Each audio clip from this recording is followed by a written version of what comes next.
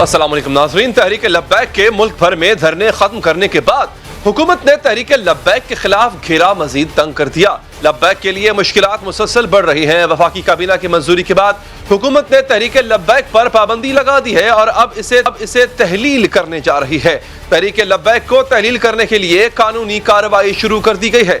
यकम कोर्ट में दाखिल किए गए एक रेफरेंस जो है वो कल वफाकी काबीना को भेजा जाएगा। वफाकी वजीर दाखिला का दावा है कि लाहौर के यतीम खाना चौक के सिवा पूरे पाकिस्तान की ट्रैफिक बहाल कर दी गई है। तहरीक लब्बैक का हुकूमत से ये मुतालबा था कि मुतनाज़ खाकों की अशात पर फ्रांस के सफीर को मुल्क बदर किया जाए और फ्रांस का मुकम्मल बॉयकॉट किया जाए। हुकूमत ने इब्तदाई तौर पर तहरीक लब्बैक का यह मुतालबा मंजूर किया, न सिर्फ मंजूर किया बल्कि मुआहदा भी कर लिया। बाद में हुकूमत ने मौक़िफ़ इख्तियार किया कि सफीर को मुल्क बदर करने से यूरोपीय यूनियन से हालात पेचीदा हो जाएंगे। पाकिस्तान के लिए हम मसले पैदा करने के लिए किसी कीमत पर तैयार नहीं थे। 55 या 60 इस्लामी मुल्क हैं, सारा बोझ पाकिस्तान पर डालने के लिए एम्बेसडरों को निकालने का सारा यूरोपीय यूनियन और सारे हालात वो बड़े पेचीदा हो जाते, इसलिए वो नहीं हो सका। इसके बावजूद हुकूमत कहती है वो तो कभी अपने मौक़िफ़ से पीछे नहीं हटी। वो करारदाद का ऐसा ड्राफ्ट चाहती थी जिसके मनफी सिफारती असरात न हो, लेकिन तहरीक लब्बैक 20 अप्रैल को फैजाबाद में धरना देने की भी तैयारी कर रहे थे। असम्बली में करारदाद के हवाले से हम कभी अपनी मौक़िफ़ से या जो कुछ हमने कहा है उससे पीछे नहीं हटे थे। हुकूमत एक ऐसी ड्राफ्ट की तजवीज़ दे रही थी जो कि उसके सफारती मज़र्रात और बद असरात कम से कम तर हो। तो बज़िद थे कि हम जो कुछ कहते हैं उसी को माना जाए। मुमकिना एहतजाज का रास्ता रोकने के लिए हुकूमत ने तहरीक लब्बैक के सरबराह साद रिजवी को गिरफ्तार कर लिया, जिसके बाद कई शहरों में पुरतशद्दुद मुजाहरे शुरू हो गए, जिनमें 2 पुलिस एहलकारों समेत 5 अफराद जाँ बहक हुए। मुजाहिरीन ने सरकारी और निजी अमलाक को नुकसान भी पहुंचाया और 2 दिन तक कई शहरों की बड़ी सड़कों समेत कौमी शाहराहें बंद किए रखी। शेख रशीद ने बताया कि हुकूमत ने बातचीत के जरिए मामला तय करने की पूरी कोशिश की, लेकिन तहरीक लब्बैक के इरादे बहुत खौफनाक थे, इसलिए मुल्क में अमन व अमान के लिए उन पर पाबंदी का फैसला किया गया। हुकूमत इस हवाले से भी कानूनी मुशावरत कर रही है कि ये तंजीम नाम बदल कर अपनी सरगर्मियां जारी न रख सके।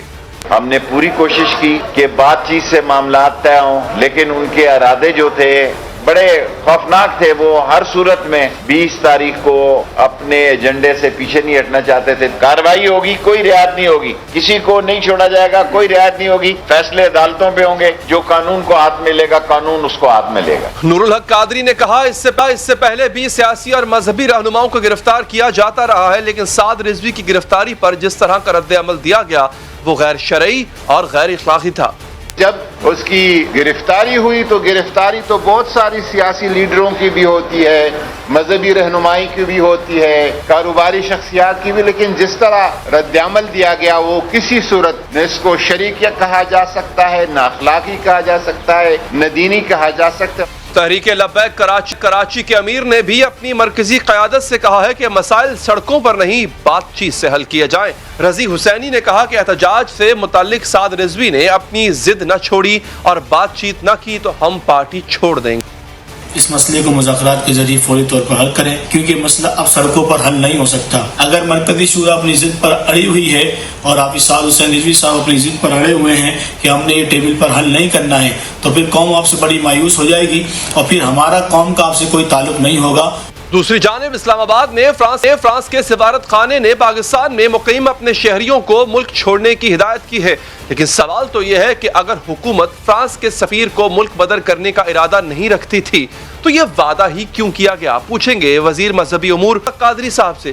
कादरी साहब ये बताइएगा कि क्या आपके दरमियान और उनके दरमियान सफीर को मुल्क बदर करने का मुआहदा अगर पहले से हुआ था और अब आप कह रहे हैं कि ऐसा हम नहीं कर सकते, तो फिर पहले आपने मुआहदा किया ही क्यों? अगर ये मुमकिन ही नहीं था तो फिर आपने मुआहदे में ये शर्त रखी क्यों और मानी ही क्यों? उस वक़्त जो कैफियत थी उस कैफियत और हालात के मुताबिक हमने उनसे मुआहदा किया था और ये हमने कहा था कि इनकी तमाम तर पहलुओं को देखा जाएगा और उसके मुताबिक पार्लियामेंट को हमने ये कहा था उस मुआहदे में कि पार्लियामेंट ये फैसला करेगी और पार्लियामेंट में ले जाया जाएगा اور اس معاہدے سے ہم نے روگردانی نہیں کی. ہم اس پہ تیار تھے کہ اس کو پارلیمنٹ پہ لے جائے اور پارلیمنٹ جو بھی اس کے بارے میں فیصلہ کرے اس فیصلے کو ہم سب قبول کریں. بات یہاں پہ رکی تھی کہ پارلیمنٹ میں جو ڈرافٹ پیش ہوگا, جو متن پیش ہوگا, وہ کون سا متن ہوگا. ایک حکومت پروپوز کر رہی تھی اور ایک بہت سختگیر قسم کا اور سخت لہجے کا ایک متن ان کی طرف سے تھا, جس کو ہم چاہتے تھے کہ ایک پارلیمانی کمیٹی کے ذریعے سے اس کا لہجہ اور اس کے الفاظ اور اس کا انداز جو ہے وہ سفارتی ہو, پارلیمانی ہو, اور اس پہ ہم وہاں پہ اس کمیٹی کے سامنے جو تمام جماعتوں پہ مشتمل سیاسی جماعت جو پارلیمنٹ میں موجود ہیں ان پر مشتمل کمیٹی ہو اور اسپیکر نیشنل اسمبلی اس کو اناؤنس کرے. یہاں تک تو ہم مان رہے تھے اور اس پہ ہمارے طرف سے کوئی انکار نہیں تھا. قاضی صاحب مجھے یہ بتائیے, اگر پارلیمنٹ فیصلہ کر دیتی, آپ نے کہا نا پارلیمنٹ میں لے جانا مقصد تھا, تو کیا پھر فیصلے کے بعد آپ واقعی سفیر کو نکال دیتے, ایسا ہوتا؟ اور کیا آپ کے اس موقف میں جو آپ کہہ رہے ہیں ہماری طرف سے موقف تھا, ہمارا ڈرافٹ تھا, اس میں سفیر کو نکالنا تھا؟ وہ تو ہم اپنا موقف رکھتے پارلیمانی کمیٹی کے سامنے, اور یہ اپنا موقف رکھتے, پارلیمانی کمیٹی جو فیصلہ کرتی وہ ڈرافٹ ہم لے جاتے. نہیں, وہ تو پارلیمانی کمیٹی تو فیصلہ کرتی نا سر. جو آپ کا موقف تھا, میں وہی کہہ رہا ہوں, جو آپ موقف رکھتے, اس موقف میں اس معاہدے کی روح سے جو آپ نے تحریک لبیک پاکستان کے ساتھ کیا تھا, اس میں سفیر کا نکالنا ملک سے, کیا وہ تھا آپ کی طرف سے؟ اس میں ہم نے ایک ڈرافٹ ان کو سامنے پیش کیا جس میں ہم چاہتے تھے کہ کوئی ایسے انداز میں ہو جس میں پاکستان کو اس کے کم از کم مضرات ہو انٹرنیشنل لیول پر, عالمی سطح پر, سفارتی محاذ پر جو پاکستان کے آلریڈی چیلنجز ہے وہ چیلنجز کم ہو. اور اس پہ ہم نے تمام سٹیک ہولڈر سے بات کی تھی اور ہم چاہتے تھے کہ ایک ایسے ڈرافٹس کو منظر عام پہ ادھر پارلیمنٹ میں لایا جائے جس سے مقصد اگر تحفظ ناموس رسالت کا ہے تو وہ بھی حاصل ہو سکے اور پاکستان کسی بڑے چیلنج سے نبرد آزما. ٹھیک ہے, وفاقی وزیر مذہبی امور نور الحق قادری صاحب, بہت بہت شکریہ آپ کے قیمتی وقت کا. آگے بڑھیں گے ناظرین. کیسز کا سامنا کرتے شریف خاندان کے لیے ایک اور مشکل کھڑی ہونے جا رہی ہے. پنجاب حکومت نے شریف خاندان کی رائے ونڈ لاہور میں 127 کنال اراضی کا انتقال منسوخ کر دیا. پنجاب حکومت کا دعویٰ ہے کہ شریف خاندان نے اوقاف کی زمین پر قبضہ کر رکھا ہے. اس سلسلے میں سما کے نمائندہ خصوصی نعیم اشرف بٹ نے رپورٹ کیا کہ 1979 میں جب نواز شریف پنجاب کے وزیر اعلیٰ تھے, اس وقت وحیدہ بیگم نامی ایک خاتون کو 175 کنال اراضی الاٹ کی گئی. صرف ایک سال بعد یہی اراضی نواز شریف کی والدہ شمیم بیگم نے خریدنا شروع کر دی اور کچھ ہی عرصے میں یہ ساری کی ساری اراضی شریف فیملی کو منتقل ہو گئی. محکمہ مال نے زمین کے انتقال کا ریکارڈ چیک کیا تو کہیں بھی وحیدہ بیگم کو رقبے کی الاٹمنٹ کا کوئی ریکارڈ یا دستاویز نہیں ملی. وزیر اعلیٰ پنجاب کی معاون خصوصی برائے اطلاعات فردوس عاشق اعوان نے کہا شریف خاندان اس اراضی پر حق ملکیت ثابت ناکام رہا ہے. جو متعلقہ ڈاکومنٹس ہیں ملکیت کے وہ ابھی تک جو ہے وہ شریف خاندان دکھانے میں ناکام رہا ہے. یہ بیواؤں کی, یتیموں کی, کمزور پسے ہوئے افراد کی پراپرٹیز پہ قبضہ کرنے والا یہ قبضہ گروپ بے نقاب ہوا ہے. جب پنجاب حکومت نے رائے ونڈ اراضی کا انتقال خارج کیا تو شریف خاندان نے عدالت سے رجوع کیا. عدالت نے حکومت کو زمین کی ملکیت ختم کرنے سے روکتے ہوئے 27 اپریل تک فریقین سے جواب طلب کر لیا ہے. مسلم لیگ نواز کا الزام ہے کہ حکومت محکمہ ریونیو کے افسران پر دباؤ ڈال کر ریکارڈ میں رد و بدل کر رہی ہے. یہ وہی بدماش ہے جنہوں نے بورڈ آف ریونیو اور جو لینڈ ریونیو پنجاب کا ڈپارٹمنٹ ہے ان افسران کو یرغمال بنایا ہوا تھا. ان کو پریشرائز کر رہے تھے کہ جو شریف خاندان کا گھر ہے رائے ونڈ کا, ان کے تمام جو کاغذات ہیں اس کو انوینٹ کیا جائے, اس کو اس میں رد و بدل کیا جائے. لیکن سوال تو یہ ہے کہ شریف خاندان کورٹ سے سٹے لینے کی بجائے اپنی ملکیت کے ثبوت متعلقہ محکموں کو پیش کیوں نہیں کر رہا. جواب لیں گے نون لیگ کی ترجمان رنگزیب صاحبہ سے بھی, اور ترجمان حکومت پنجاب فردوس عاشق اعوان صاحبہ بھی ہمارے ساتھ موجود ہوں گی. لیکن سب سے پہلے بات کرتے ہیں سما نیوز کے نمائندہ خصوصی نعیم اشرف بٹ سے. بٹ صاحب یہ بتائیے گا یہ پورا معاملہ ہے کیا؟ کیوں شریف خاندان کے پاس وہ ڈاکومنٹس نہیں ہیں جو پنجاب گورنمنٹ کے لینڈ ڈپارٹمنٹ کو مطمئن کر پائیں؟ اصل میں جب یہ آپ کو پتا ہے کہ ایک گرین اراضی کا کیس جو ہے وہ نیب میں مریم نواز کے خلاف چل رہا ہے, لگتا یہ ہے کہ جب وہ اسی لینڈ کے متعلق وہ چیزیں ڈھونڈی جا رہی تھیں، ظاہر ہے حکومت پی ٹی آئی کی ہے، وہ مخالف ہیں مسلم لیگ نون کے، تو اسی دوران انہیں یہ چیز ملی اور یہ پتہ چلا جب انہوں نے خریدی چیزیں تو یہ علم ہوا کہ 1989 میں کوئی ایک خاتون تھیں جن کے نام الاٹمنٹ ہوئی یہ جو جاتی عمرہ کی 175 کنال اراضی ہے، وہ خاتون جو ہیں ان کو الاٹ ہوئی، اور پھر 1989 سے ایک سال بعد وہ جو زمین ہے جو خاتون کو الاٹ ہوئی، صوبائی سرکاری زمین تھی صوبائی حکومت کی، وہ خریدنا شروع کر دیتی ہیں نواز شریف کی والدہ شمیم بیگم، اور 1-2 سالوں میں وہ آہستہ آہستہ وہ ساری زمین وہ خرید لیتی ہیں اور انتقال ہو جاتا ہے زمین کا شریف فیملی کے نام، یعنی شمیم بیگم جو ہیں ان کے نام، نواز شریف کی والدہ۔ اور جب یہ خاتون جو ہیں وہ خریدتی ان کو الاٹ ہوتا ہے تو اس وقت نواز شریف وزیر اعلیٰ آپ کو پتہ تھے، اور پھر جب اس کو شمیم بیگم خریدتی ہیں تو اس وقت میاں صاحب جو تھے وہ پہلی دفعہ وزیر اعظم بنے تھے 1990 میں۔ پھر اس کے بعد آپ دیکھیں کہ کئی سال گزر گئے، کوئی مسئلہ نہیں تھا۔ اب انہوں نے جب وہ تلاش کی وہ چیزیں، ظاہر ہے اس کو خریدا جا رہا تھا، ڈھونڈا جا رہا تھا، بیسیکلی تو ثبوت انہیں چاہیے تھے مریم نواز کے خلاف، گرین لینڈ، اس طرح کی چیزوں کا۔ پھر انہیں پتہ یہ چلا کہ وہ جو خاتون ہیں ان کے نام جو الاٹمنٹ تھی ان کا کوئی ریکارڈ نہیں ملا بورڈ آف ریونیو میں، محکمہ مال میں، ایون جو ضلعی حکومت ہے ڈی سی آفس، کہیں بھی کوئی ریکارڈ نہیں ملا جو آفیشلی جو ڈاکومنٹس ہوتے ہیں جس سے پتہ چلے کہ یہ الاٹمنٹ یہ خاتون جو ہے ان کو ہوئی تھی۔ جو خریدار ہوتا ہے یہ کیا اس کی ذمہ داری ہوتی ہے کہ جس سے وہ چیز خرید رہا ہے اس کا ریکارڈ اگلے 10-20 سال کے بعد بھی ریونیو ڈپارٹمنٹ میں موجود رہے؟ اگر ریکارڈ فی الحال موجود نہیں ہے اور حکومت کو نہیں مل رہا، اس میں خریدنے والے کا کیا قصور ہوتا ہے؟ یہ بات بالکل صحیح ہے آپ کی کہ یہ ایک چیز ایسی ہے جس کا فائدہ یقیناً ہوگا جو خریدنے والا ہے، اور یہ سوچ کر ہی اگر فرض کرنا ہے، یہ ضروری نہیں ہے کہ اگر اس میں کوئی تھوڑی میلا فائڈی تھی بھی تو وہ بڑا اچھا، پھر اس میں انہوں نے یہ طریقہ اپنایا کہ ایک تھرڈ پرسن یعنی ایک خاتون ہے جس کا کوئی شریف فیملی سے تعلق نہیں، وہ جو ہیں وہ ان کو الاٹمنٹ ہوتی ہے، اور 1 سال بعد وہ زمین جو ہے وہ میاں صاحب کی والدہ جو ہیں وہ خرید لیتی ہیں، اور وہ خاتون اب وفات پا چکی ہیں، ان کا انتقال ہو گیا، شمیم بیگم بھی اب نہیں ہیں۔ تو اس لیے یہ بالکل آپ کا سوال درست ہے، لیکن ایک چیز ضرور ہے، اگر یہ غلط ہے تو پھر میاں صاحب اس وقت وزیر اعلیٰ تھے، اور پھر جب خریدی گئی ہے اس وقت وہ وزیر اعظم تھے۔ یہ ایک چیز ہو سکتی ہے، کوئی اثر و رسوخ کوئی چیز اگر ہوئی ہے، ہم اگر اس لیے کہہ رہے ہیں کیونکہ مسلم لیگ نون کا یہ دعویٰ ہے کہ شاید کوئی ٹیمپرنگ ہوگی، کوئی ریکارڈ بدل لیا، لیکن جو ڈاکومنٹس ہیں ابھی تک جو آفیشلی اسسٹنٹ کمشنر رائیونڈ یا محکمہ مال یا چیف سیکرٹری یا سارے جو آفیشلز ہیں ان کے پاس جو ریکارڈ ہے اس کے مطابق تو ابھی یہی ہے۔ ٹھیک ہے بٹ صاحب بہت بہت شکریہ آپ کے قیمتی وقت کا۔ اب ہم بات کریں گے معاون خصوصی برائے اطلاعات فردوس عاشق آوان صاحبہ سے۔ آوان صاحبہ بہت شکریہ آپ کے قیمتی وقت کا۔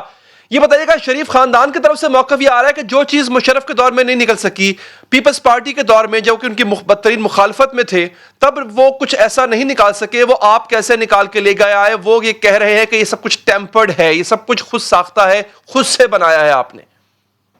بسم اللہ الرحمن الرحیم۔ علی، سب سے پہلی بات تو یہ ہے کہ جو آپ نے کہا کہ اتنے عرصے سے جو ہے وہ یہ چوری چھپی رہی ہے اور آپ نے یہ بے نقاب کیوں کر دی، تو یہ ایک عوامی مفاد کا جرم جو ہے وہ اس کا بیڑا وزیر اعظم عمران خان نے اٹھایا ہوا ہے کہ ہم نے ان کو بے نقاب کرنا ہے۔ اور اس حوالے سے میں آپ کو یہ انفارمیشن دینا چاہتی ہوں کہ کمپلینٹ آئی، جو ہم نے ایک پوری کمپین چلائی جس کے تحت ہم نے پنجاب بھر میں قبضہ مافیا اور ناجائز جو قابضین تھے ان کے حوالے سے ایک ٹول فری نمبر کریٹ کیا، پھر سیل بنایا، ایک ڈیسک بنا جہاں لوگوں نے کمپلینٹس لانچ کی۔ اسی کمپلینٹ سیل کے پاس یہ کمپلینٹ آئی کہ یہ جو کلیم جو ہے وہ شریف خاندان نے خرید کے جگہ بنائی اور اپنا گھر بنایا اور اوور آل اس میں محل تعمیر کیا، تو یہ کلیم بھی جعلی ہے اور ان کے پاس ملکیت کا کوئی ثبوت نہیں ہے۔ جب یہ کمپلینٹ آئی تو اس کے اوپر پراپرلی تھارولی مسلسل اس کو چیک کیا گیا، کاؤنٹر ویریفائی کیا گیا، اور تمام جو ریونیو کا ریکارڈ تھا، ڈیٹا تھا، اس کو انالائز کیا گیا کہ کہیں ایسا نہ ہو کہ کوئی ایسا ہم قدم اٹھائیں جس کی بعد میں ہمیں ڈیفینڈ کرنا مشکل ہو جائے۔ تو لہٰذا حکومت پنجاب نے کوئی بھی ایسی زمین جو کہ اس کا کوئی مالک جو ہے اپنی ملکیت ثابت نہیں کر سکتا، تو اس کا انتقال کینسل کر دیا جاتا ہے اور وہ حکومت پنجاب کی ملکیت بن جاتی ہے۔ یہ صرف شریف خاندان کی نہیں بلکہ اب تک جو لاکھوں ایکڑ اراضی حکومت پنجاب نے واگزار کرائی ہے وہ حق ملکیت کا ثبوت نہ دینے والوں سے کروائی ہے۔ تو اگر اس میں برا ماننے کی، میڈیا میں آ کے صفحے ماتم بچھانے کی تو کوئی بات نہیں۔ آپ کے پاس اگر ملکیت کے ڈاکومنٹس ہیں اور آپ کو بھی پتہ ہے کہ کوئی پراپرٹی خریدتا ہے یا کوئی بیچتا ہے، خریدار اور بیچنے والا اور خریدنے والا دونوں کو کوئی نہ کوئی لیجیٹیمیسی ہوتی ہے، کہیں کوئی نہ کوئی ڈاکومنٹ ایگزسٹ کرتا ہے، کوئی نہ کوئی آپ کی ٹرانسفر ڈیڈ بنتی ہے، کوئی نہ کوئی آپ کا ہبہ ہوتا ہے، کوئی اسٹامپ ہوتا ہے۔ آپ کے پاس کون سا ڈاکومنٹ ہے جو مسنگ ہے؟ اچھا، بات یہ ہے انٹرسٹنگ کہ مجھے یہ بتا دیں علی کہ اگر ان کے پاس یہ ڈاکومنٹس ہیں تو یہ ڈاکومنٹ ریونیو ڈپارٹمنٹ کو دیں، نہ کہ یہ عدالت میں جا کے سٹے لیں۔ عدالت کے سٹے کے پیچھے چھپنا خود اس بات کی عکاسی کرتا ہے کہ یہ ان کے پاس حق ملکیت کا کوئی ثبوت نہیں ہے۔ ہاں، ابھی بھی کوئی بات نہیں ہے، ہمیں کوئی ذاتی ان کے ساتھ انات تھوڑی ہے، کوئی جھگڑا تھوڑی ہے۔ اگر ان کے پاس کوئی ملکیت کا ثبوت ہے تو یہ بجائے اس کے کہ عدالت میں جائیں سٹے لیں، یہ ماڈل ٹاؤن میں صبح پریس کانفرنس کریں اور اپنے ان ترجمانوں کو اور کنیزوں کو وہ کاغذ دیں اور انہیں کہیں کہ جی آپ یہ میڈیا کو دکھا دیں، ابھی ٹویٹ کر دیں، واٹس ایپ کر دیں۔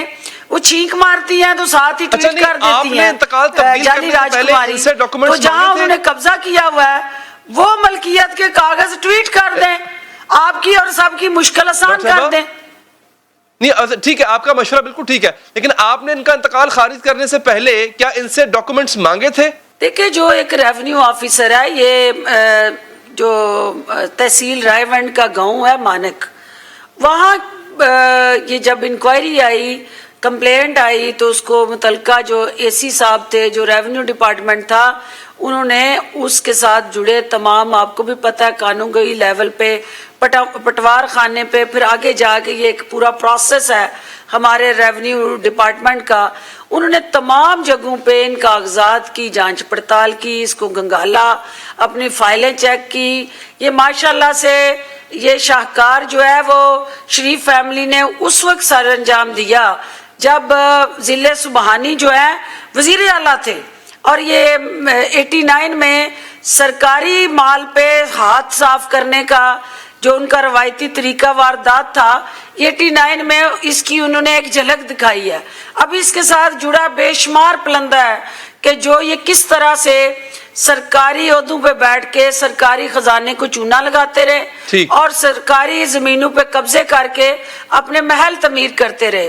تو یہ عدالت میں جانے کی بجائے، سٹے لینے کی بجائے، یہ میڈیا کی سکرین پہ فی الفور اپنے ملکیت کے کاغذ دکھائیں تاکہ حکومت جو ہے وہ صوبائی حکومت کے نام جو زمین ٹرانسفر ہوئی ہے، کیونکہ جس زمین کی ملکیتی ثبوت نہیں آتا تو وہ صوبائی حکومت کی ملکیت میں چلی جاتی ہے، یہ رول ہے، یہ لا ہے۔ تو اس کی ملکیت کو ختم کرنے کے لیے جو اصل مالک ہے وہ اپنے اصل کاغذ لے کے سامنے آتا ہے، تو ان کو کہیں کہ اپنے اصل کاغذ لے کے سامنے آئیں، اور حکومت پنجاب خوشی خوشی سرخ ربن لگا کے فائل ان کے ہاتھ میں دے دے گی۔ چلیں ٹھیک ہے ڈاکٹر صاحبہ، بالکل ٹھیک ہے، یہ آپ کا موقف ہے کہ ان پر بارے ثبوت ان پر ہے کہ انہوں نے ڈاکومنٹس پرووائڈ کرنے ہیں، کیوں نہیں پرووائڈ کیا، پوچھ لیتے ہیں۔ مریم اورنگزیب صاحبہ نے ہمیں جوائن کیا۔ مریم صاحبہ شکریہ آپ کے وقت کا۔ مریم صاحبہ، ڈاکومنٹس کدھر ہیں، کیوں نہیں دے رہے آپ؟ ایک بات، اور دوسری بات یہ کہ یہ جو اتنے عرصے تک آپ نے چیز کو، اب پنجاب گورنمنٹ یہ کہہ رہی ہے کہ آپ نے چیز کو چھپایا ہوا تھا، یہ نکال کر لے کے آ گئے. وہ چھپانے میں کامیاب آپ کیسے رہے؟ اب یہ نکال کر لے کے آ گئے تو یہ کیسے نکال کر لے کر آ گئے؟ جی بسم اللہ الرحمن الرحیم. آپ کا بڑا اچھا سوال ہے کہ یہ کیسے ہوا اور کیا ہوا اور ایک ہفتے میں ایسی کیا قیامت آ گئی جو 30 سال سے نہیں آئی تھی. تو اس میں سب سے پہلے تو یہ کہ آپ کو یاد ہوگا کہ پچھلے 3 سال اور اس سے پہلے 1 سال جو کرپشن کا راگ الاپا گیا اور بلند و باغ نعرے لگائے گئے اور اس کے بعد جھوٹے الزامات لگائے گئے، جیلوں میں ڈالا گیا، سزائے موت کی چکیوں میں ڈالا گیا، اور اس کے بعد ایک کے بعد دوسرا، دوسرے کے بعد تیسرا جو بیل کا اور high court, supreme court, NAB court کے فیصلے آئے اور جس میں کرپشن کا ایک دھیلا ثابت نہیں ہوا.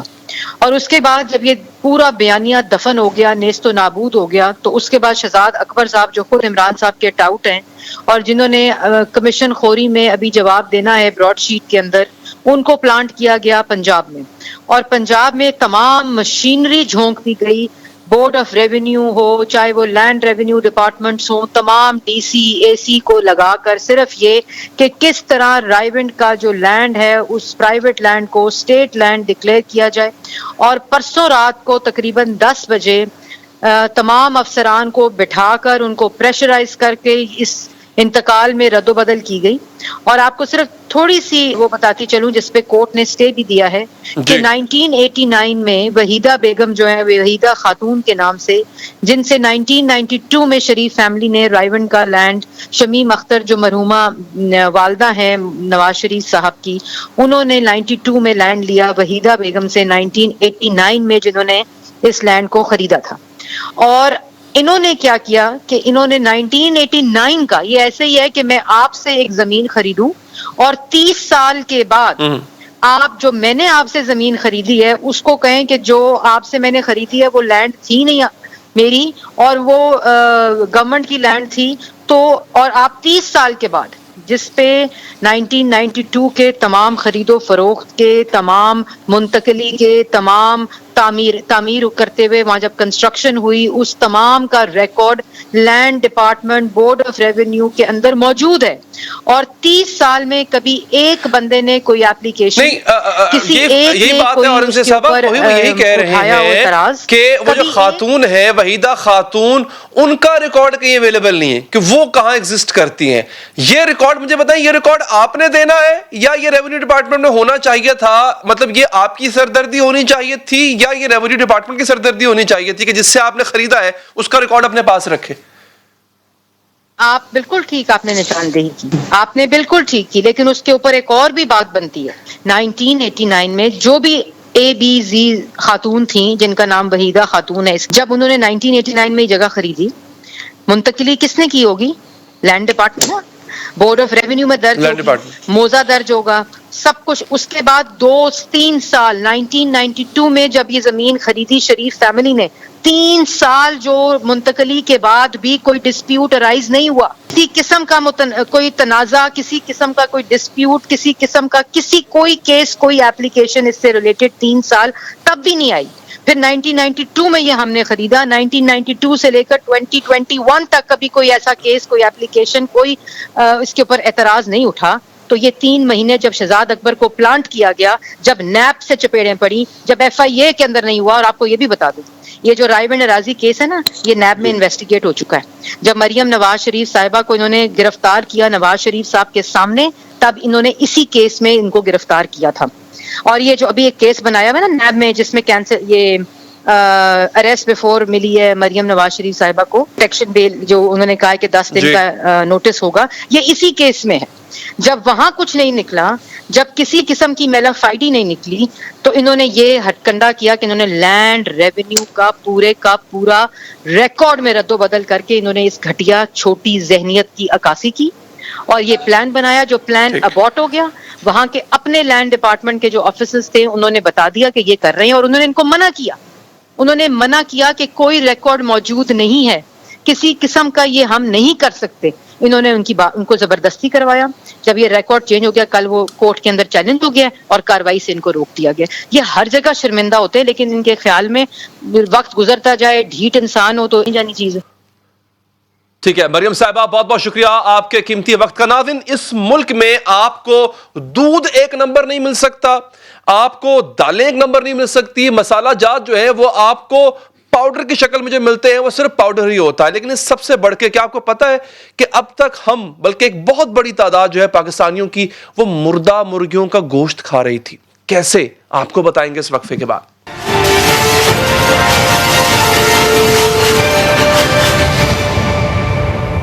خوراک کی ایک دہشت گردی جاری ہے، گوشت کے نام پر مردار کھلایا جا رہا ہے، دودھ جیسی اہم خوراک میں زہریلے کیمیکلز ملا کر بیچے جا رہے ہیں، لکڑی کا برادہ جو ہوتا ہے اسے مصنوعی رنگ اور دھاتوں کی ملاوٹ سے کھانوں کے لیے مسالے تیار کیے جاتے ہیں۔ ملاوٹ اور جعلسازی کے اس زہریلے کاروبار نے پاکستان میں صاف ستھری اور خالص خوراک کو ایک خواب بنا دیا۔ آج ایک بار پھر مردہ مرغیوں کی بڑی کھیپ کے پکڑے جانے کی خبر سامنے آئی ہے۔ پشاور کے شہری رمضان میں مردہ مرغیاں کھانے سے بچ گئے۔ Khyber Pakhtunkhwa food safety authority نے چھاپا مار کر پشاور کے بادشاہ خان چوک سے ایک گاڑی سے 1000 سے زائد مردہ مرغیاں برآمد کر لی اور ڈرائیور کو بھی گرفتار کر لیا گیا۔ Khyber Pakhtunkhwa food safety authority کے مطابق پکڑی گئی مردہ مرغیوں کو فروخت کے لیے مارکیٹ میں سپلائی کیا جا رہا تھا۔ فوڈ اتھارٹی کی تمام تر کارروائیوں کے باوجود ملک بھر میں مردہ مرغیوں کی سپلائی کے واقعات تسلسل کے ساتھ سامنے آ رہے ہیں۔ کبھی لاہور، کبھی سرگودا، کبھی پشاور، کبھی فیصل آباد، ہر جگہ مردہ مرغیوں کی سپلائی ہو رہی ہے اور پتہ تب چلتا ہے جب فوڈ اتھارٹی والوں کو مخبری ہوتی ہے۔ پاکستان پولٹری ایسوسی ایشن کے مطابق پاکستان میں روزانہ کی بنیادوں پر 90 لاکھ کے یا اس سے بڑھ کر 1 کروڑ برائلر مرغی کی سپلائی ہوتی ہے، جو گوشت کی صورت میں 1 کروڑ 20 لاکھ سے 30 لاکھ کلو گرام بنتا ہے۔ برائلر کی اس پیداوار اور سپلائی کے دوران ہزاروں مرغیاں مر جاتی ہیں، لیکن ان مردہ مرغیوں کو تلف کرنے کے بجائے خفیہ طور پر سستے داموں فروخت کر دیا جاتا ہے۔ گزشتہ ماہ ساہیوال میں ایک ایسے ہی نیٹ ورک کا انکشاف ہوا تھا جس کے ذریعے کئی شہروں میں مردہ مرغیوں کی سپلائی ہو رہی تھی۔ جھوٹ، فریب اور دھوکے بازی صرف مرغیوں کی مردار گوشت تک ہی محدود نہیں ہے۔ دودھ کے نام پر پاکستان میں جو کچھ بیچا جا رہا ہے، لوگوں کو پلایا جا رہا ہے، جس طرح بچوں کی صحت تباہ کی جا رہی ہے، وہ کسی دہشت گردی سے کم نہیں۔ آئے روز فوڈ اتھارٹیز کی جانب سے ملاوٹ شدہ اور کیمیکل زدہ دودھ پکڑنے کی کارروائیاں سامنے آتی رہتی ہیں، لیکن اس کے باوجود بھی یہ گھناؤنا کاروبار جاری ہے۔ پاکستان اس وقت دودھ کی پیداوار کے اعتبار سے دنیا میں 4تھے نمبر پر ہے۔ اقتصادی سروے 2015-16 کی رپورٹ کے مطابق پاکستان میں دودھ کی سالانہ پیداوار 50 ارب لیٹر ہے، لیکن 75% عوام کو معیاری دودھ میسر نہیں آتا۔ ایک رپورٹ کے مطابق پاکستان میں بیچے جانے والے مجموعی دودھ کا 80% ملاوٹ شدہ ہوتا ہے۔ سستا اور گھٹیا مواد بشمول خشک دودھ، چینی، کاسٹک سوڈا، کپڑے دھونے والے پاؤڈر اور بناسپتی گھی سمیت کئی خطرناک کیمیکلز مصنوعی دودھ کی تیاری میں استعمال کیے جاتے ہیں۔ دودھ میں شامل تمام کیمیکلز السر، تیزابیت، کینسر، ہڈیوں کا بھربھرا پن، دل کے امراض اور معدے کی بیماریوں کی وجہ بنتے ہیں۔ ڈاکٹروں کا کہنا ہے کہ یہ دودھ انتہائی مہلک اور خطرناک ہے۔ مردہ گوشت اور دودھ نہیں بلکہ کھانوں کے مسالوں میں بھی زہر ملا کر بیچا جا رہا ہے۔ زیادہ سے زیادہ منافع کمانے کی خاطر ملاوٹ شدہ مسالہ جات میں ناقص اجزاء کے ساتھ ساتھ بھاری مقدار میں دھاتیں تک شامل کر دی جاتی ہیں۔ لکڑی کے برادے پر رنگ لگا کر اور ثابت مرچ میں کیمیکل شامل کر کے مضر صحت سرخ مرچ پاؤڈر تیار کیا جاتا ہے۔ ان غیر معیاری اجزاء اور کیمیکلز ملے مسالے بنانے والے کئی فیکٹریوں کے خلاف ملک بھر میں کارروائیاں سامنے آ چکی ہیں۔ منافع کی خاطر چائے کی پتی کی جیسی چیز میں بھی زہر ملا کر بیچا جا رہا ہے۔ اس مقصد کے لیے استعمال شدہ پتی کو رنگ کرنے سے لے کر اس میں مضر صحت اجزاء شامل کرنے تک کے انکشافات سامنے آ چکے۔ جن صحت ہے تو سب کچھ ہے اور اچھی صحت کے لیے اچھی غذا کا ہونا بہت ضروری ہے، لیکن خوراک کے نام پر پاکستان میں لوگوں کی صحت تباہ کی جا رہی ہے، پیسے لے کر موت بیچی جا رہی ہے۔ آخر کیا وجہ ہے؟ سب کچھ جانتے بوجھتے بھی ان سفاک منافع خوروں سے جان کیوں نہیں چھڑائی جا رہی؟ بات کرتے ہیں صارفین کے تنظیم کے رہنما محسن بھٹی صاحب سے۔ بھٹی صاحب بہت شکریہ آپ کے وقت کا۔ باری باری تمام چیزوں پر آتے ہیں، پہلے یہ بتائیے یہ جو مردہ مرغی ہوتی ہے یہ کہاں بیچی جاتی ہے؟ ریسٹورنٹس میں جاتی ہے، فاسٹ فوڈ کی چینز میں جاتی ہے، عام صارفین کو کھلائی جاتی ہے، اس کا کیا جاتا ہے؟ علی صاحب دیکھیے کہ آپ اس کو اس اینگل سے دیکھیں کہ جب بھی مرغی آتی ہے مارکیٹ میں تو پولٹری فارم سے جب مرغیاں لے کے ٹرک آتا ہے تو اس ٹرک کے اوپر کچھ مرغیاں ایسی ہوتی ہیں جن کے جسم پہ پر کم ہوتے ہیں. اب نیچرلی یہ وہ مرغیاں ہوتی ہیں کہ جو کسی نہ کسی بیماری کی وجہ سے ان کے پر کم ہو جاتے، ٹھیک، ان کی گروتھ پوری نہیں ہوتی ہے. اب یہ مرغیاں ڈیورنگ ٹرانزیشن جو ہے وہ فوت ہو جاتی، مر جاتی. اب وہ مرغیاں جب مر جائیں گی تو آن این ایوریج ہر ٹرک میں سے کو 25-30 مری ہوئی مرغیاں نکلتی. تو بجائے یہ کہ وہ اس مرغیوں کو دفن کر دیں، تلف کر دیں، یہ کیا کرتے ہیں کہ یہ ان کو بھی بیچ دیتے ہیں. اور نارملی ہوتا یہ ہے کہ اگر مرغی کا گوشت 200 روپے کلو ہے تو مردہ مرغی 50 روپے میں ایک مرغی مل جائے گی. اب آج کل چونکہ جو گوشت کا ریٹ ہے مرغی کا وہ 400 روپے سے ایکسیڈ کر گیا ہوا، تو جب اتنا زیادہ ریٹ اوپر چلا جاتا ہے تو اس کا ریٹ بھی بڑھ کے یہ 100 روپے میں مرغی مل جاتی ہے. اب آپ یہ دیکھیے کہ اگر ایک جگہ سے آپ کو 30 یا 40 روپے کا شوارما ملتا ہے تو شوارمے میں جو مرغی استعمال ہونی ہے وہ 100 گرام بون لیس چکن ہونا ہے. اگر 400 روپے کلو مرغی کا گوشت ہوگا تو اس کا جو بون لیس کا ریٹ ہوگا وہ تقریباً 700 روپے کلو ہوگا، اور اس میں سے 100 گرام جو ہے وہ شوارمے میں ڈلنا ہے تو 70 روپے کا تو وہ صرف گوشت ہو گیا. اس کے علاوہ اس کی پروسیسنگ کاسٹ ہے، اس میں مسالہ جات ہے، اس کے اسٹال کا کرایہ، اس کی لڑکے کی تنخواہیں ہیں، ان کا گیس کا بل ہے، ان کا پروفٹ مارجن ہے. یہ سارا کچھ ملا کے وہ 100-125 روپے سے کم پہ شوارما نہیں دے سکتا. لیکن وہ جگہ جہاں پہ 30 سے 40 روپے میں واقعی بڑا شوارما مل رہا ہے تو آپ اندازہ لگا لیں کہ وہ کون سی مرغی کا ہے. اگر آپ اندرون شہر میں ایسے علاقوں میں چلے جائیں جہاں آپ کو 250 روپے میں چرگا بھی مل جاتا ہے، آج بھی مل جاتا ہے، تو اب آپ حیران ہوں گے کہ جب مرغی ہی 400 روپے کی ہے تو وہ 250 روپے میں 280 روپے میں کیسے چرگا فروخت کر رہے ہیں. تو وہ انڈر ویٹ بھی ہوگی تو بھی ان کے پروفٹ مارجن کہاں سے آئیں گے، ان کی کاسٹ کیسے پوری ہوگی. وہ اسی صورت میں ہوتی ہے کہ جب یہ 100 روپے کی مرغی ملی ہو انہیں، تو بدقسمتی سے بہت یہ بڑی حیران کن ڈیٹیلز آپ دے رہے ہیں بھٹی صاحب. میں سر آگے بھی بڑھوں گا بھٹی صاحب کیونکہ ہمارے پاس وقت کم ہے، بہت سی چیزیں آپ سے ڈسکس بھی کرنی ہے، سیکھنی بھی ہے. بھٹی صاحب مسالہ جات کے حوالے سے بھی ذرا بتائیے گا کہ یہ کیسے ممکن ہے کہ جو ثابت مسالے ہیں وہ سستے ہوں اور جو پسا ہوا ہے جو ثابت مسالے ہیں وہ سستے ہوں، جو پسا ہوا ہے وہ اس سے بھی سستا ہو. مطلب اگر 100 روپے کا مجھے ثابت مسالہ مل رہا ہے تو جو پسا مسالہ ہے وہ اس سے سستا مل رہا ہو، اس کو تو مہنگا ہونا چاہیے کیونکہ وہ ایک ویلیوڈ پروڈکٹ ہے، وہ ایک پروسیسڈ پروڈکٹ ہے، تو وہ سستا کیوں ہوتا ہے اس سے؟ علی صاحب اس کی وجہ یہ ہے کہ جب ہم پاؤڈر فارم میں لیتے ہیں تو اس میں جو ملاوٹ کی ہوئی ہے اس کو پکڑنا بہت مشکل ہو جاتا ہے.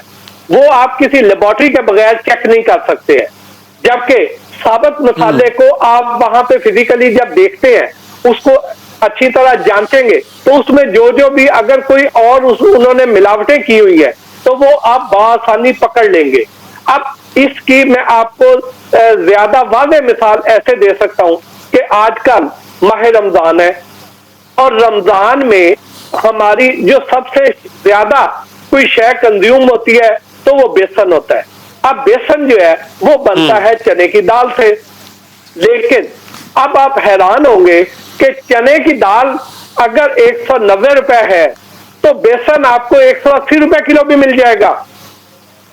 اب حالانکہ اس چنے کی دال کو پیس کے اس میں یعنی ایک ویلیو ایڈیشن ہوئی اور اس کے بعد اس کو بیچیں گے، لیکن یہ 180 روپے میں کیسے دے دیں گے؟ یہ ایسے دیں گے کہ جتنی بھی ہول سیل کی ہماری مارکیٹیں ہیں یہاں پہ جو دالوں کے تاجر ہیں یہ کیا کرتے ہیں کہ جن دالوں کو کیڑا لگ جاتا ہے ان دالوں کو پھینکتے نہیں ہیں، وہ سنبھالے رکھتے ہیں. اور یہ کیڑا لگی ہوئی دالیں پلس تھوڑی سی چنے کی دال اور پلس اس میں مکئی अगर चने की दाल 180 रुपए किलो है तो जो मकई है, मकई तो आज भी 50 से 60 रुपए किलो में मिल जाती है। तो मकई का आटा यानी मकई के दाने उसमें शामिल कर दिए जाते हैं, कीड़ा लगी दालें उसमें शामिल कर दी जाती है, उसमें मटरी शामिल की जाती है। मटरी होती है कि जो हमारा खुश्क मटर है उसको कहा जाता है, और ये हमारी ज्यादातर हम ऑस्ट्रेलिया से इंपोर्ट करते हैं, और हमारे गधों और घोड़ों का जो दाना है उसके लिए इस्तेमाल किया जाता है, उनकी फीड के लिए इस्तेमाल किया जाता है। लेकिन हम उस मटरी को भी चने की दाल में भी उसकी मिक्सिंग करते हैं और बेसन में भी उसकी मिक्सिंग कर देते हैं, और जब ये सारा कुछ मिला के उस कीड़ा लगी दालों को कीड़ों समेत पीस के बेसन तैयार करेंगे तो वो हमें चने की दाल से तैयार होने वाले बता दें भट्टी साहब, दूध भी गैर मियारी है, 75% दूध जो है मुल्क में गैर मियारी मिलता है। आपके हमारे बच्चे तो पता नहीं दूध पी भी रहे हैं कि नहीं पी रहे। बिल्कुल आप ठीक कह रहे हैं, ये बहुत बड़ी बदकिस्मती है कि इंसान जब इस दुनिया में आता है तो सबसे पहली उसकी खुराक दूध होती है, और आखिरी उम्र में भी दूध के अलावा और कोई शय नहीं वो खा सकता। दूध को अल्लाह का नूर कहा जाता है और हमारी ये ग़िज़ा का अहम जुज़्व है, लेकिन बदकिस्मती से हमारे पास यहाँ पे बहुत। ठीक है भट्टी साहब, बहुत बहुत शुक्रिया आपके कीमती वक्त और आपकी कीमती राय का। एक वक्फा यहाँ पर लेंगे, वक्फे के बाद जस्टिस काजी फायज ईसा साहब के केस के हवाले से अहम बात करेंगे।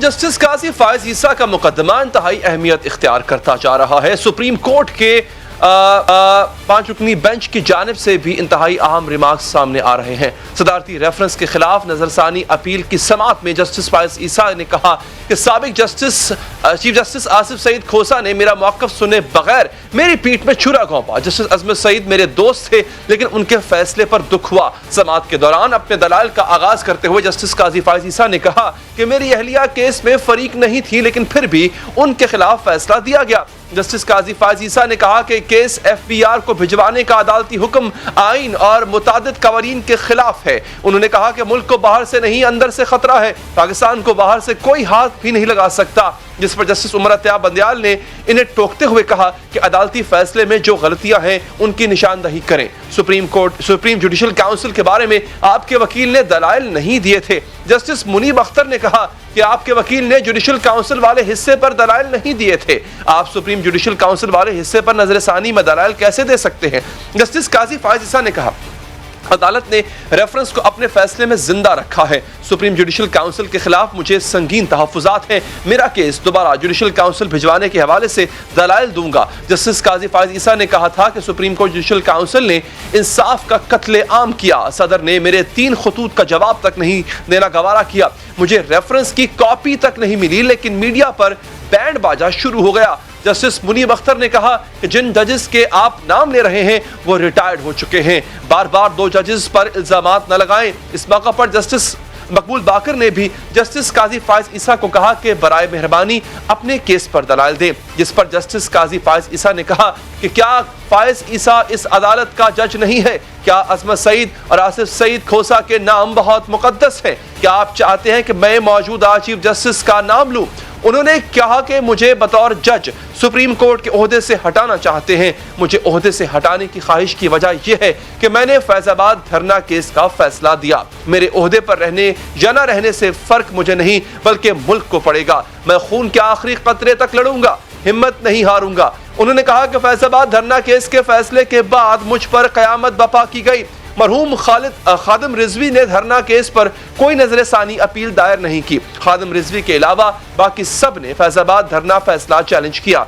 उन्होंने कहा कि तहरीक इंसाफ और MQM ने भी फैजाबाद धरना फैसले के खिलाफ नजरसानी अपील दायर की। तहरीक इंसाफ की नजरसानी दरख्वास्त में कहा गया था कि मैं जज बनने का अहल नहीं हूँ। मैं वाकई जज बनने का अहल नहीं, क्योंकि मैं बुनियादी हुकूक की बात करता हूँ। दौरान समाअत जस्टिस काजी फायज ईसा और जस्टिस मुनीब अख्तर के दरमियान सख्त जुमलों का तबादला भी हुआ।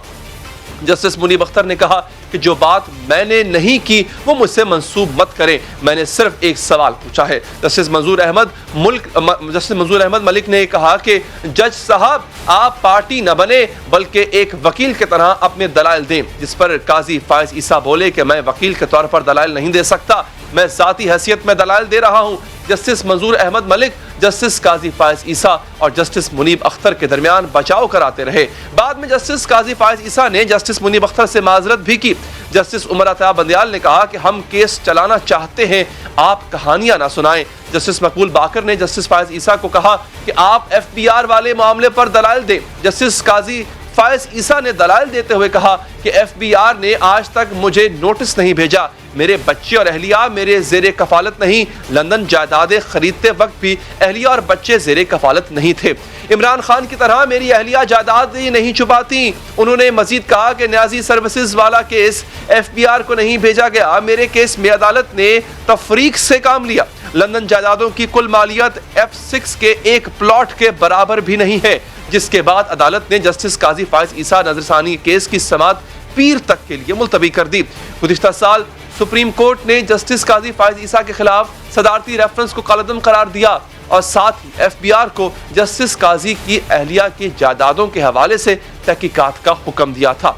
मामला एफबीआर भेजे जाने के फैसले पर जस्टिस काजी फायज ईसा ने सुप्रीम कोर्ट में नजरसानी की अपील दायर भी की थी और वही 10 रुकनी बेंच नजरसानी की अपील कर रहा है। इसके बाद नाज़रीन आप तक एक बहुत इंपॉर्टेंट चीज पहुंचाते हैं। मुबैना तौर पे मुमकिना तौर पे साद रिजवी तहरीक लब्बैक पाकिस्तान के अमीर साद रिजवी का एक खत सामने आया है। उस खत का मतन क्या है मैं आपको पढ़ के सुना देता हूं नाज़रीन। खत में लिखा है, आपके सामने भी आ जाएगा। हाफिज मोहम्मद साद रिजवी का शुरा मेंबरान के नाम पैगाम। मैं हाफिज साद रिजवी वल्द खादिम हुसैन रिजवी मरहूम बमकाम होशो आफास और बिला जबर तमाम शुरा मेंबरान और कारकुनान तहरीक लब्बैक या रसूलुल्लाह से मुखातिब हूँ और ये अपील करता हूँ कि मुल्की मफाद और अवामुन्नास की खातिर कोई गैर कानूनी कदम ना उठाया जाए। तमाम एहतजाजी जलसे और रोड ब्लॉक फिल फौर ख़त्म किए जाएं। तमाम कारकुनान पुरअमन तौर पर अपने अपने घरों को वापस चले जाएं। कानून नाफिज करने वाले इदारों से मुकम्मल ताउन किया जाए। तारीख भी दर्ज है नीचे नाज़रीन। प्रोग्राम के वक्त यहाँ पर खत्म हुआ चाहता है, दीजिए इजाज़त, अल्लाह निगहबान।